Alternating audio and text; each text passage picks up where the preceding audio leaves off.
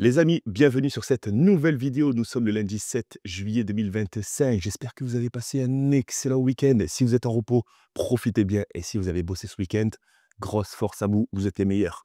Petit point sur, bien sûr, la chaîne YouTube. N'oubliez pas de vous abonner à la chaîne, c'est hyper important. Je le répète, comme chaque vidéo, hein, il faut rester branché sur l'actualité. Donc, c'est le mercredi. Nous restons branchés aussi sur les performances qui ont été sur les meme coins ce week-end. J'espère que vous avez vu cette vidéo. Les meme coins sont-ils prêts à exploser? Allez cliquer si vous n'avez pas encore vu la vidéo. Bizarrement, les meme coins ont explosé hier, dimanche 6 juillet. Nous allons checker ça ensemble et pourquoi les meme coins explosent avant le reste du marché. Et aujourd'hui, nous allons analyser graphiquement Bitcoin, Ethereum, la macro, la totale, le SPX. On va scanner tout ça pour avoir une bonne température sur la semaine. N'hésitez pas également à aller choper votre e-book. Si vous débutez ou si vous avez encore quelques petites lacunes sur l'investissement crypto, cet e-book est là pour vous aider. D'accord? Vous aurez à l'intérieur, je le répète, chaque élément est fait pour dissiper le brouillard que vous auriez hein, quand vous pensez à l'investissement crypto, quand vous pensez à l'éducation financière, quand vous pensez à l'inflation monétaire. Vous vous retrouvez un petit peu dans un étau actuellement avec un pouvoir d'achat qui diminue, vous le savez, et une alternative à trouver. Ouais, j'aimerais bien avoir, je ne sais pas, 100, 200 000 euros pour investir dans un appartement, pour le louer ou une maison, mais j'ai pas 100, 200 000 euros, mais j'ai 10 000 euros. Qu'est-ce que je pourrais faire avec 10 000 euros?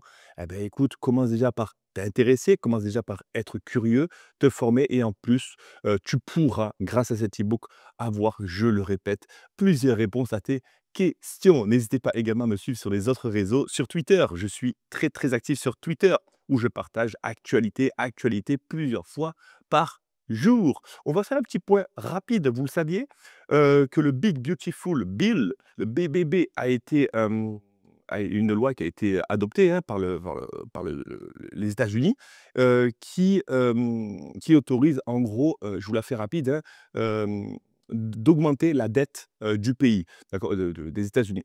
Qu'est-ce que ça signifie? Il y a deux écoles, d'accord? Il y a l'école des articles, des blogueurs qui disent que ça pourrait créer une grosse chute sur Bitcoin parce que si l'État américain s'endette davantage, ça pourrait créer forcément une pression vendeuse sur le Bitcoin. Et de l'autre côté, nous avons cette loi qui a été bien digérée par le marché crypto. Donc, on va aller sur Bitcoin très rapidement, hein, très rapidement, parce que Bitcoin a très bien réagi face à cette nouvelle. Sommes-nous dans une phase de digestion? Sommes-nous dans une phase d'euphorie? Telle est la question. Nous faisons confiance à notre analyse technique en parallèle, bien sûr, du contexte géopolitique et macroéconomique. C'est encore une fois primordial parce que moi, je pense que ça a été bien accepté de la part des holders de Bitcoin, et cetera. Ça aurait pu créer une grosse pression vendeuse, vous le saviez, hein. Acheter la rumeur, pardon, et vendre la nouvelle. Le jour où la bonne nouvelle sort, boum! Comme les ETF spot, comme les ETF futurs, et cetera. Ça, à chaque fois, a chuté après la bonne nouvelle. Là, ça a bien été digéré. À voir, jour de l'ouverture du marché, nous sommes le lundi 7 juillet, à voir comment Wall Street va réagir. Mais juste avant, on peut parler rapidement de Solana, de son ETF. Ce n'est pas un ETF spot validé par la SEC, hein, c'est un ETF stacking, d'accord? Nuance, d'accord? Ça n'a pas été encore accédé par la SEC, mais le premier ETF américain avec stacking signe 33 millions de dollars. Où je veux en venir? Où je veux en venir? Petite parenthèse. Solana est inflationniste, c'est-à-dire que Solana libère du token au fil des jours, au fil des semaines, d'accord? On libère du token, d'accord, pour continuer de capitaliser. Il faut savoir que si on perd l'intérêt des investisseurs sur Solana, forcément qu'on continuera de libérer du token de l'autre côté. Solana reste inflationniste jusqu'en 2027-2028, un truc comme ça. Après, l'inflation commencera à être régulée. Mais pour l'instant, Solana continue de libérer du token. Où je voulais en venir, c'est que si on perd de l'intérêt sur Solana et que eux continuent de libérer du token, qu'est-ce qui peut se passer? Une grosse pression vendeuse pourrait arriver parce que pas d'intérêt plus libération de token, la loi de l'offre et la demande, plus d'offres que de demandes, logiquement, le prix viendra à corriger. Mais aujourd'hui, nous avons bien sûr un intérêt qui est croissant sur la blockchain, de par déjà ses partenariats, de par déjà aussi son utilité pardon, dans l'écosystème, de par aussi le wallet Phantom qui est excellent, hein. Ce wallet, si tu ne le possèdes pas encore, je t'invite à le télécharger sur ton téléphone, tu peux, et aussi sur ton PC. et de plus par son écosystème Memcoin, d'accord? Parce que oui, ce ne sont pas des projets qui sont, comme Chainlink, comme BNB, XRP et cetera, mais il y a beaucoup d'argent à faire. On en a bien sûr, vu la preuve quand, le token Trump a été listé et qu'il est monté à une capitalisation supérieure à Chainlink. Donc ne sous-estimons pas les Memcoins. C'est-à-dire que si Solana venait à gagner de plus en plus d'intérêt, bien sûr que les 2 DEX principaux, donc je pense que c'est le DEX principal, donc le premier DEX principal, ça serait Jupiter qui pourrait gagner davantage de parts de marché, forcément parce que les liquidités viendraient affluer via la DeFi, via la blockchain Solana sur Jupiter, Jupiter 44 centimes et le deuxième bien sûr, bon, capitalisé à hauteur de 1,33 milliard de dollars et le deuxième bien sûr, ça serait, selon moi Raydium, donc Raydium qui est capitalisé à moitié 589 millions pardon, de dollars, qui est aujourd'hui à 2,2 dollars, qui est, un très bon prix d'entrée, d'accord? Donc il est important de, regrouper les nouvelles, de les analyser, de prendre la température et ensuite on analyse techniquement et ensuite on met la pièce si on pense que notre analyse, est bonne. Parce que forcément il y aura, des analyses qui seront bonnes avec, des dumps des cryptos. Ça ne veut pas dire que des analyses ne sont pas bonnes, ça veut justement dire que, bah, il y a le contexte aussi, comment ça s'appelle? Bah, comme je l'ai dit,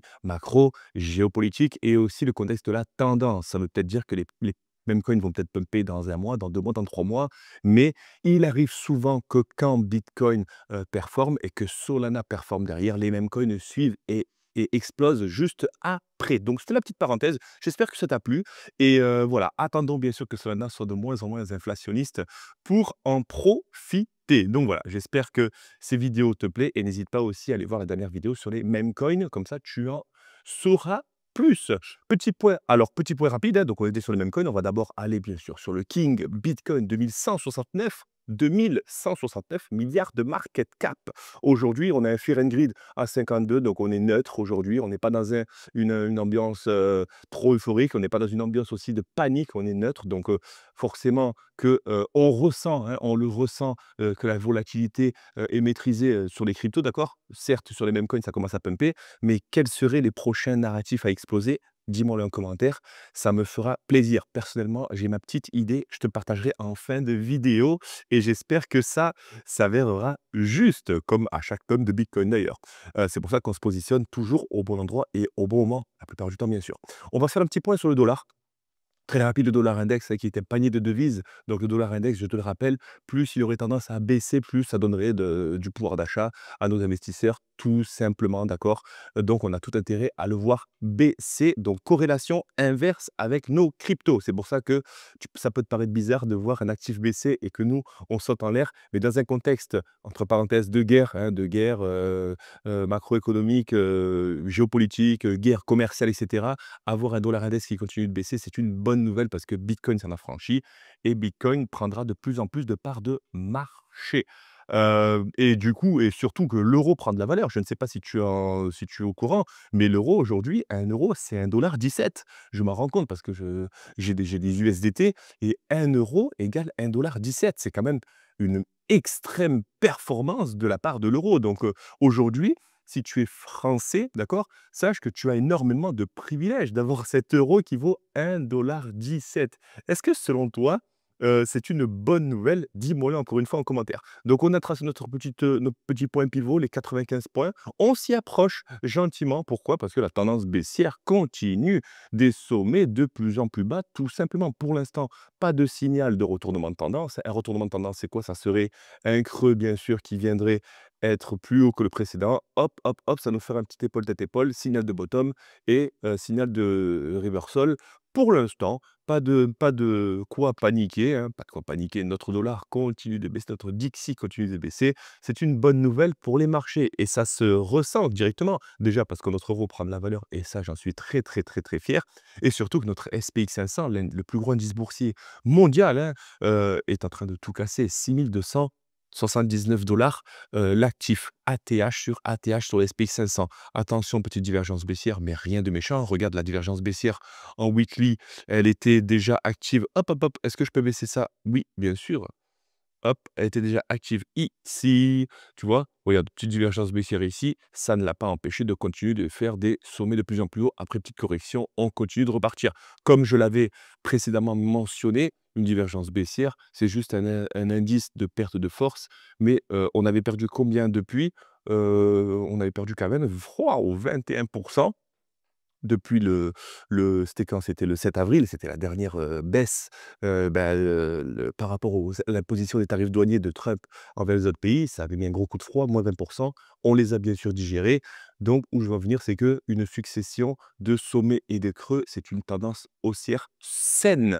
Des hauts, des corrections, des hauts, des corrections, hein, et pas des hauts tout court, d'accord? Donc c'est normal, pas de panique. Quand tu vois que tes cryptos commencent un petit peu à corriger plus que tu le pensais, recule, mets-toi en daily, en weekly et respire, d'accord? Et surtout, retourne à tes analyses. C'est ça qui va te permettre de souffler, d'accord? Parce que si tu as la tête trop dans les graphiques, tu vas baisser les unités de temps, tu vas aller chercher de l'action et tu vas peut-être prendre des décisions irrationnelles, ce qu'il faut éviter. Parce qu'aujourd'hui, si tu es investisseur crypto ou si tu t'y intéresses seulement, tu fais partie des insiders, d'accord? Moins de 10% des Français, 10% environ des Français possèdent des cryptos. Est-ce que je dois te faire un dessin?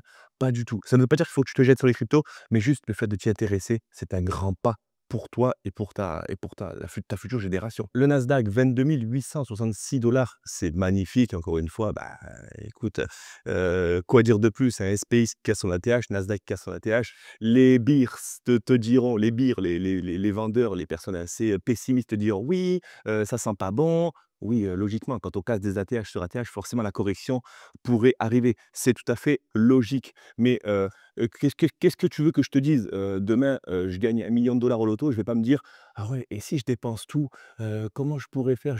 Mais non, mais c'est pareil, on est sur des ATH, on est, sur, un dollar index qui baisse, on ne peut qu'être bullish sur Bitcoin, surtout que Bitcoin, forcément, Bitcoin, est à 109 000, tout proche de son ATH. On ne peut qu'être bullish pour Bitcoin parce que une résistance, c'est comme un mur, pense une résistance comme une plaque de placo, voilà. Plus on va la toucher, plus on va la fragiliser, d'accord? Si je pouvais te le te le vulgariser comme ça, donc on a une résistance, d'accord, à la TH, on vient taper une fois, 2 fois, 3 fois, 4 fois, plus on la touche et logiquement, plus on la fragilise, d'accord? Donc les bires, les vendeurs, bien sûr qu'on va corriger. Bien sûr que si je te fais une vidéo avec, Bitcoin retour aux 103 000 $, j'aurais peut-être pas raison tout à l'heure, demain, après-demain, la semaine prochaine, mais j'aurais finalement raison et je te ressortirai une vidéo comme quoi j'avais raison. C'est pas le but. Le but, c'est d'avoir une analyse rationnelle, d'accord? Et de se dire: «On peut monter, on peut descendre.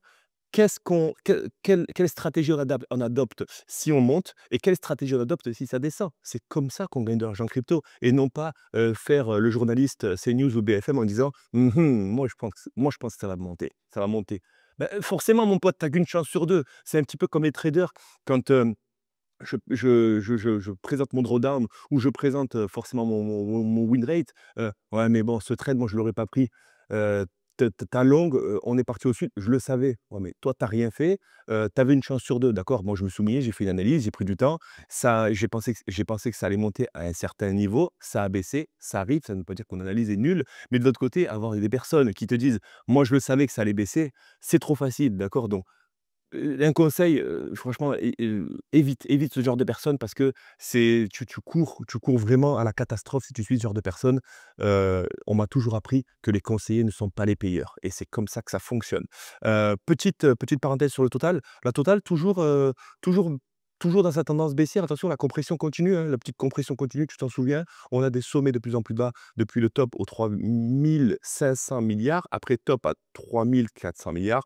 Et là, on a une compression qui se met en place. Attention, petite correction possible, hein, sur la totale si on vient suivre la dynamique baissière de la tendance, la dynamique, tout simplement la dynamique de la tendance baissière avec un retour possible, sur le dernier point pivot là, moins 4 sur la totale. Ça ne veut pas dire que ça serait, la fin des cryptos, bien sûr que non, mais ça serait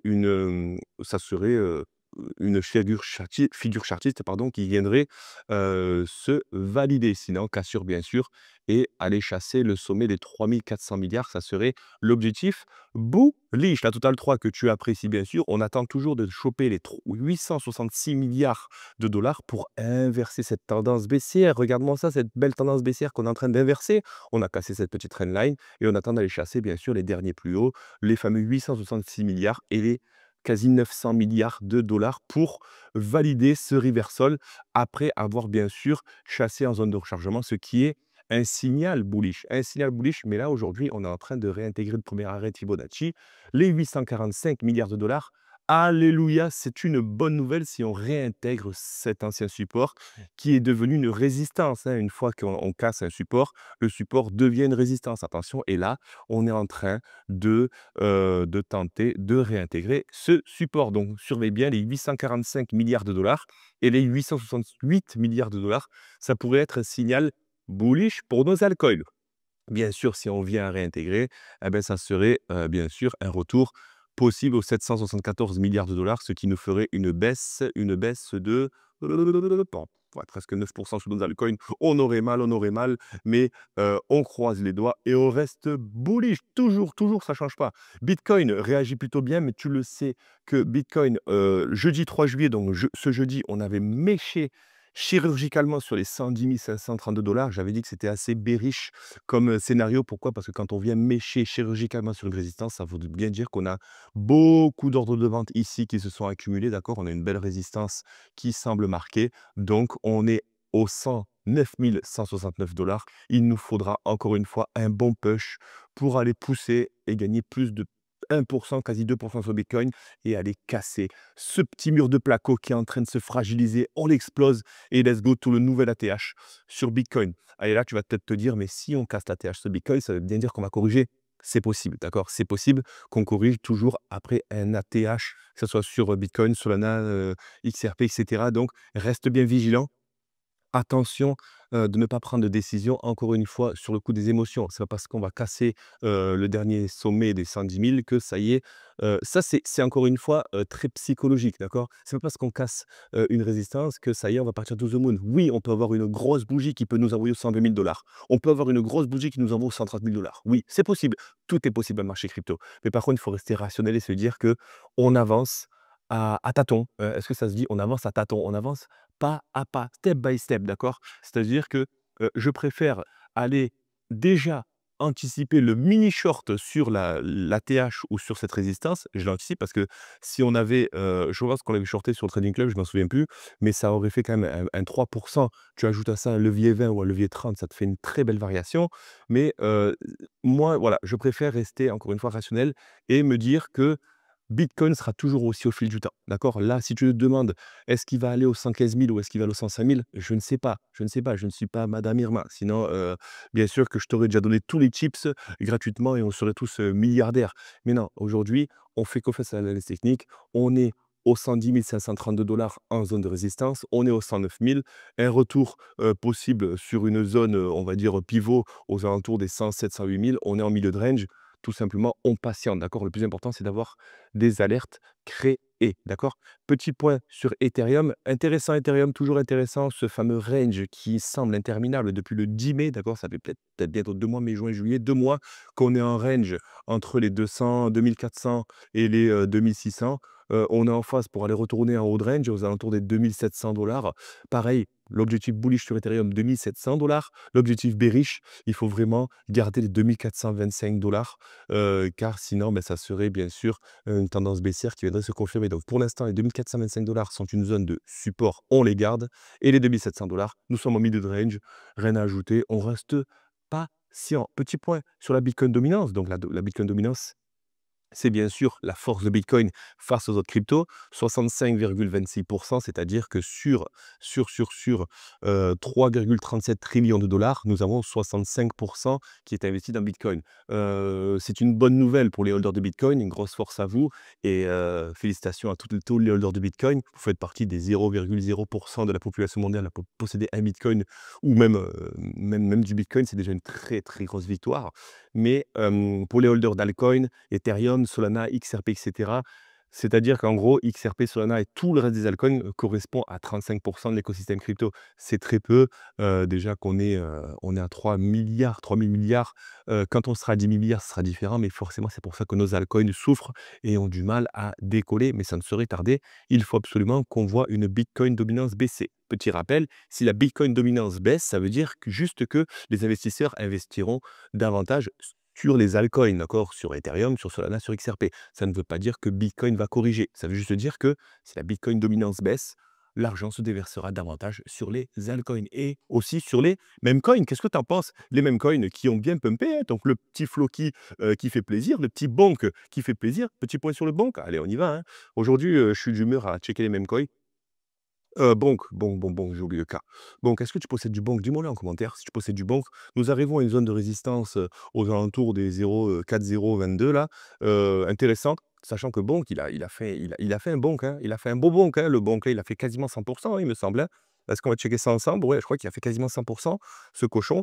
Bravo, bravo à toutes les personnes qui ont acheté le bottom, bravo aux personnes qui pensent que les mêmes coins, sont un catalyseur pour, l'écosystème Solana. Vous avez bien sûr raison parce qu'à part, Render et à part d'autres quelques projets, Ionet et cetera, peu de projets, hein, sont, comme Ethereum avec des réelles visions, de développement de blockchain. Donc profitez, ce catalyseur de Memecoin, profitez cette tendance qui pourrait arriver. Donc bon, qu'on a une belle résistance, hein, si on prend le top bottom, hein, comme d'hab, hein, vous savez Fibonacci ça ment pas, ça change pas, aux alentours des 0,4028, ce qui nous ferait encore une hausse envisageable de 32. Donc voilà, petite zone de résistance, petite zone de prise de profit pour les holders de banque. Floki, pareil, Floki revient des abysses aussi, hein, Floki, hein, ça bouge pas. Intéressant, Floki, on est toujours haussier, hein, regarde, on a quand même, on le voit, hein, on a quand même un sommet, hein, sommet qui est plus haut que le précédent, hein, sommet plus bas, plus bas, plus bas, sommet plus haut. On est en train d'inverser la tendance. Intéressant, hein, reste plus qu'à aller casser les 3,011 pour aller hop, hop, hop, hop et après on pourrait faire ça et repartir. Ça pourrait être une tendance haussière bien saine sur le Floki et surtout sur d'autres altcoins. Mais attention, avant d'aller sur Floki, avant d'aller sur d'autres, meme coins, analyse la communauté, analyse la viabilité aussi, du protocole, je vais te dire en question, d'accord? Parce que, c'est de plus en plus c'est beaucoup plus fréquent les Ponzi, sur les meme coins ou les shitcoins pardon, plutôt que sur les projets à fort narratif comme les RWA et cetera, d'accord? Ponzi, scam, ce que tu veux, honeypot, ce que tu veux donc analyse bien la communauté, analyse bien sûr, tout ça et si tu te poses des questions sur les analyses, n'hésite pas à me le dire en commentaire, je te répondrai avec plaisir. Celestia qui reprend un petit peu des couleurs, Celestia. C'est vrai que Celestia, depuis très peu là, il se prend des claques du futur. J'ai réinjecté moi 2 sur Celestia. Je pensais avoir trouvé un bottom. J'ai réinjecté sur Celestia que bien sûr j'ai stacké, hein, parce que je stack mes Celestia. Si tu ne stacks pas tes Celestia, faut savoir que Celestia est inflationniste. Celestia perd de la valeur par rapport à sa libération de jetons, une gestion aussi de par la précédente hype. Mais si tu ne les stacks pas, forcément, du coup, tu perds en pouvoir d'achat, j'ai envie de te dire, comme l'inflation monétaire. Donc, mieux vaut les stacker, d'accord? Tu ne subiras pas la baisse et tu généreras des intérêts, tout simplement des intérêts composés. Donc, Celestia 1,06 $, petit regain sur Celestia. Je reste patient, hein, restons patients sur ces projets-là qui sont très, très, très, très, très futuristes, d'accord? À part ça, petite parenthèse, ah oui, avant de finir la vidéo, selon moi, d'accord? Selon moi, encore une fois, si Bitcoin continue de performer, le narratif fort de cette ce possible rallye des altcoins, selon moi, c'est le narratif de la DeFi. Ce n'est que selon moi, d'accord? Parce que 2 fois déjà, Bitcoin avait fait un très gros rallye, sur les derniers mois et 2 fois les cryptos ISO 20022, d'accord? Les cryptos axés sur les protocoles DeFi, tu tapes ISO, tu tapes tout simplement, tu tapes ça sur, 2022. Tu tapes ça, sur ton ami GPT, sur Google, va checker ça. Je te ferai peut-être une vidéo sur ça. Laisse-moi un commentaire, si cette vidéo t'a plu et si tu as envie que je te fasse une vidéo sur les cryptos ISO 20022 qui regroupent XRP, XDC, XLM, Quant, Algo, Cardano, et j'en passe, d'accord? Et je te ferai une vidéo sur ça, sur l'adoption, de ces protocoles, d'accord? De finances décentralisées et on parle de BlackRock, on parle de Trump, on parle des banques, on parle, des blockchains susceptibles d'accueillir tout ça. On parle de la légalisation des stablecoins. Est-ce que, c'est bon? Ça regroupe bien sûr, ce genre de narratif, les normes ISO 20022 et oui, j'ai remarqué qu'à chaque pump de Bitcoin, pump soudain, pump d'Ethereum, ils étaient en pole position pour, faire de très, très belles performances. Donc n'hésite pas à me laisser ça en commentaire. Sur ce, j'espère que cette vidéo t'a plu sur l'analyse technique. Bien sûr, si tu as des choses à me dire sur l'analyse, si tu as envie que je t'analyse un altcoin en particulier, si tu as envie qu'on analyse ensemble un altcoin, que ce soit sur son axe fondamental ou son axe graphique, sa projection, si tu en possèdes et tu ne sais pas quand en vendre ou tu aimerais peut-être lisser ton prix d'achat, mais tu te poses des questions, je suis là, ça me fera vraiment plaisir d'analyser ça pour toi. Je récupérerai deux trois altcoins si j'ai les commentaires et je ferai un petit panel et on fera une vidéo spéciale sur ça. N'hésite pas encore une fois à t'abonner pour ne rien rater parce que la vidéo sur les mêmes coins, elle a été partagée samedi. Les altcoins ont pété le lendemain. Si tu es abonné, tu as pu en profiter bien sûr. Si tu n'es pas abonné et tu as raté peut-être ce pump, un 10, un 20, un 30, c'est toujours ça de prix dans ce marché hyper indécis, d'accord? Donc nous, dans la team du Trading Club, bien sûr, nous en profitons, nous en sommes très, très fiers de le partager à notre communauté. Deuxième chose et dernière chose, clique sur le lien du serveur Discord gratuit, tu nous rejoindras, tu pourras échanger directement avec moi sur tes stratégies, sur tes questions sur tes premiers investissements, des questions sur les investissements que tu as déjà fait. Est-ce que tu es en perte? Est-ce que tu es en gain et tu ne sais pas quand prendre du bénéfice? Est-ce que tu es en perte et tu aimerais réinjecter, mais tu t'es pris une grosse clim et tu ne sais pas quand réinjecter? Tu as besoin d'avoir, encore une fois, des réponses à tes questions. Tu as envie que je dissipe le brouillard? Je le ferai avec plaisir, la team le fera avec plaisir. Il y a des coachs, il y a des membres qui ont été formés, qui sont très performants sur l'axe fondamental, technique, macro et des personnes qui sont autonomes maintenant sur le marché crypto. On répondra à tes questions avec plaisir. Sur ce, je te souhaite un excellent début de semaine. N'oublie pas d'aller choper ton ebook et partage-moi ce lien à tous les proches qui te parlent de crypto, qui ne savent pas de quoi ils parlent. Ça parle chinois. Toi, est-ce que tu es l'alien? Est-ce que toi, aujourd'hui, tu es l'alien au sein de ta famille, dans les repas de famille? Tu parles de crypto, mais personne ne te comprend. Tu as envie d'économiser ta salive, tu as envie d'économiser ton énergie.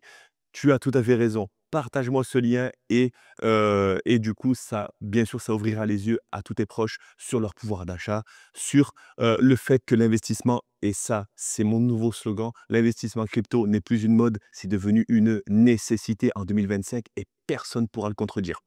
Sur ce, bah, je te souhaite encore une fois un excellent début de semaine, une bonne journée, profite bien, courage si tu as repris le travail et on se voit mercredi sur l'actualité crypto. À très vite. Ciao, ciao.